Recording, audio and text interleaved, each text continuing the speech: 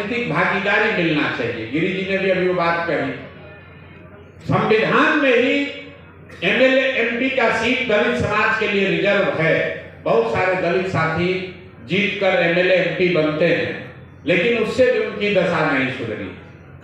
तो हम लोग की जन स्वराज की जो सोच है कि आरक्षण तो होना ही चाहिए, आरक्षण होना चाहिए, संख्या के हिसाब से राजनीतिक भागीदारी भी मिलनी चाहिए, लेकिन इन दोनों के साथ साथ जब तक आपको शिक्षा में भागीदारी नहीं मिलेगी, जब तक आपको भूमि के बंटवारे में भागीदारी नहीं मिलेगी, जब तक आपको पूंजी के वितरण में भागीदारी नहीं मिलेगी, तब तक आप समाज में समता मूलक होने का दावा नहीं कर सकते।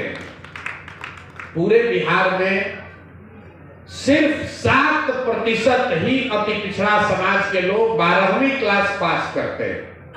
सरकार कितना दावा कर रही है, आप इसको याद रखिए। 78 साल के बाद सिर्फ 7% अति पिछड़ा समाज के लोग 12वीं क्लास पास करते हैं।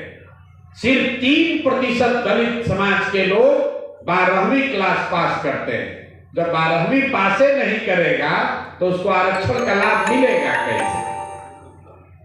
पूरे बिहार में 90% जमीन सिर्फ 8 जातियों के पास है।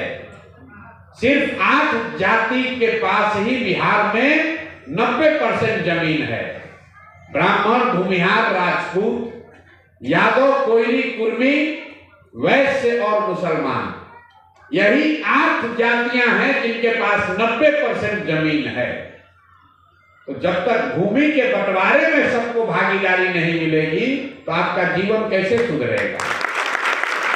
पिछले वर्ष बिहार में बैंकों ने 1,61,000 करोड़ रुपया लोन के तौर पर समाज को दिया। 1,61,000 करोड़ रुपया बैंकों ने लोन दिया, कर्ज दिया, घर बनाने के लिए, बिजनेस व्यापार करने के लिए, खेती करने के लिए, पढ़ाई करने के लिए। उस 1,61,000 करोड़ में अति पिछड़ा समाज के लोगों की, दलितों की भागीदारी 10,000 करोड़ रुपया भी नहीं है।